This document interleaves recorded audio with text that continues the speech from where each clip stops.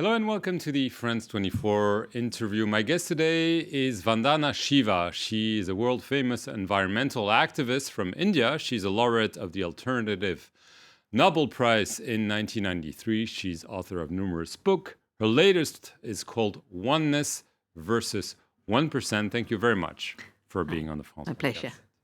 I want to begin early on. You were not supposed to be an activist. You were a physicist. You wanted to work in nuclear energy. And then you came across in the early 1970s what is known in India as the Shipko movement. Can you explain us how you came across? Yes, I was training to be in India's nuclear establishment. But then my sister woke me up to the hazards of nuclear. She was a medical doctor. And I went deeper into theoretical physics. I was going to Canada to do a PhD in the foundations of quantum theory. And before I went, I wanted to visit some of my favorite forests in the Himalaya. I've grown up in the Himalayan forest. And this forest I had trekked in was gone. The stream that came from this oak forest was gone. And while returning to Delhi, I talked to a tea shop owner, and he talked about how there's a new movement called Chipko. So in my heart, I said, I'm going to come back every vacation and be a volunteer for this movement. Women came out to say, we're going to hug the trees. You cannot cut the trees because from the trees come our water. The trees stabilize the mountain and prevent landslides. The trees prevent floods and droughts, and they also give us everything we need. We will be huggers of trees. The name Chipko means to hug. And I learned all my lessons of ecological activism from the women of the Himalaya who had never been to school but knew everything about ecology, knew everything about biodiversity. What they called soil, water, and pure air today talked about as ecological functions of the forests. That forests are not timber mines. And a lot of my change in the understanding of the fact that nature is the basis of economy came from my engagement with Chipko. My respect for women's knowledge, indigenous knowledge, came from my engagement with Chipko. And it totally turned my own head upside down because physics, high in the world, you know something others don't. And I realized everyone has knowledge and you must respect it. So you've became really engaged in this. You've been an opponent of big multinational corporations, especially Monsanto, to name just one, because of what you describe as their nefarious influence on agriculture. There are a number of examples. There was the BT cotton in India, especially. And you said, this is not a matter of helping farmers grow their land, but actually making them dependent on those big corporations. The entry of corporations into agriculture is so wrong because the corporations only bring poisons. Most of them have roots in Hitler's Germany, in making gases to kill people in concentration camps. That was not their aim. Their aim was to give people enough. No. The aim was to make chemicals that kill people. After the wars, they said, why should we stop making these chemicals? Let's say now they'll kill pests. They will give fertilizer. Fertilizers were made in the same factories that made explosives and ammunition for Hitler's Germany. That's not the same goal. No, the companies are the same and the processes are the same. So your rhetoric might change, but the goal does not. The materiality of a death-making chemical doesn't change when you say it's now for feeding the world. I did a book on the violence of the Green Revolution because Punjab, the most fertile land of India, was destroyed.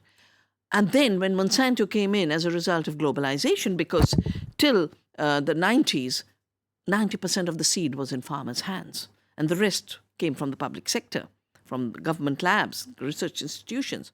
So Monsanto came illegally, didn't take any approval, with the promise that they would increase farmers' incomes and have this magical technology to control pests. Well, the bollworm is now resistant. Farmers are in debt.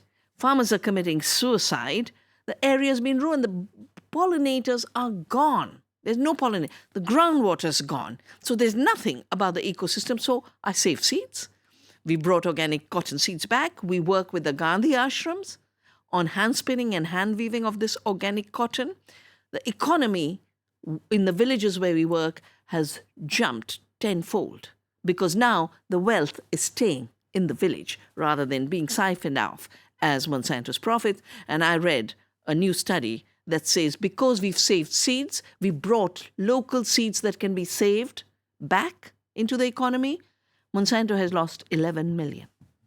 I want to get to your latest book because you widen, I would say, your attacks is not only Monsanto and the likes, but also others. You attack what you describe as the billionaire dictators, especially one man, I should say, Bill Gates, who you describe as the Christopher Columbus, I'm quoting you, of modern times, and that's not a compliment, obviously, whose mission is to impose, quote unquote, genetically modified organisms and digital dictatorship to small farmers across the world. Bill Gates, who's donated billions to improve public health in poor countries and so on, you're saying essentially he's a dictator and he's there not to help, but to make people poorer, more dependent. Well, Bill Gates is actually continuing the work of Monsanto because Monsanto had so many movements, and we held a tribunal on Monsanto.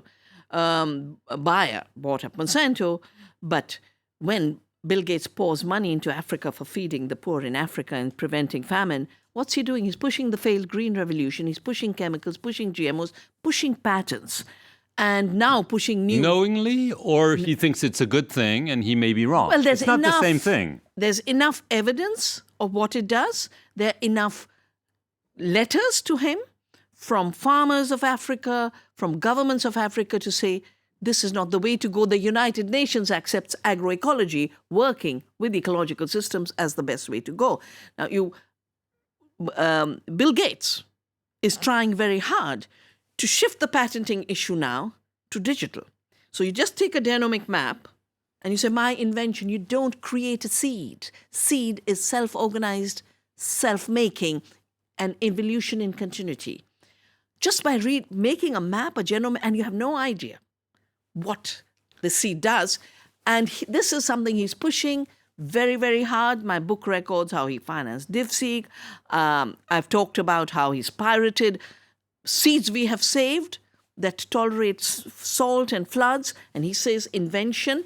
This biopiracy is a bit like Columbus, where Columbus is supposed to have discovered America when he basically went as a pirate. Why do I call him today's Columbus? Because he's carving out new colonies.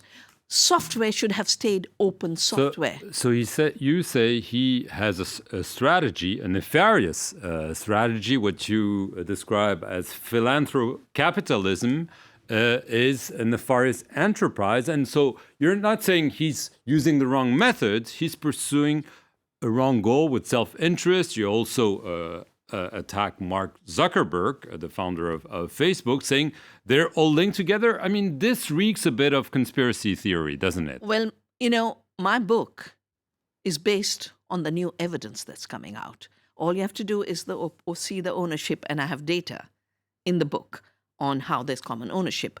We stopped Mark Zuckerberg from trying to get into Indian agriculture. It was a big mobilization of people who believe in the open internet. What did he want to do? Well, basically what they do is they mine the data from the farmers. And right now, all over the world, there's new debates on privacy issues, on the data mining. There's new books on new form of capitalism, which is surveillance capitalism, where you basically have turned human beings into your new raw material. So Bill Gates does both. He takes living resources and our seeds and biodiversity, mines it into data and wants ownership along with his friends. And Mark Zuckerberg mines your data and your behaviors and turns it into the raw material, both of corporate world for selling things, which is why strange advertisements pop up after you've sent a message to a friend, and manipulating elections. I have a chapter in the book on the hijack of democracy. You have enough data on what happened with Facebook selling data to Cambridge Analytica and how we are popping up with artificial intelligence leaders. This is a major threat to democracy. So this is why you're calling them billionaire dictators, because you think they're not helping democracy, but actually threatening and even killing it? I mean, isn't this too much? No, I have grown up in India that was post-independence. I've grown up in an India that had absolutely no corporations. I've grown up in an India where democracy works. And therefore, when I see the imposition of digital transactions and criminalization of cash between poor people, I basically see this as a dictatorship. I call it digital dictatorship. When I watch, not just in India, but in Africa and other parts of the world, now that we have the data that is showing that native seeds have more nutrition, they produce more food, they have no cost because you don't have to use chemicals, that local biodiversity is the way to feeding the world, in spite of all that evidence, in spite of the evidence in the United Nations, in the FAO, in UNCTAD, every agency, Bill Gates is still imposing and forcing GMOs, which is a failed enterprise. And he's not just imposing GMOs, he's taking what has failed and rejected by governments. My government threw the BT aubergine of Monsanto out. Bill Gates resurrects it in Bangladesh. We rejected the golden rice for solving the problem of blindness. He finances it to continue through Philippines. So he's taking all the failed projects with the wrong thinking that life is like a word program and can be chopped and cut and pasted, when it's an amazing complexity of self-organization. And scientists call it autopoiesis, self-organization, writing your own poetry. That's what life does. He is absolutely ignoring all of this new knowledge that new science is giving us and imposing a failed technology with a huge cost to the planet, only so there can be monopolies and people and farmers aren't free to have their seed. Vandana Shiva, obviously you have strong views and we're happy that you were able to share them with us. Thank you very much for watching this interview here on France 24.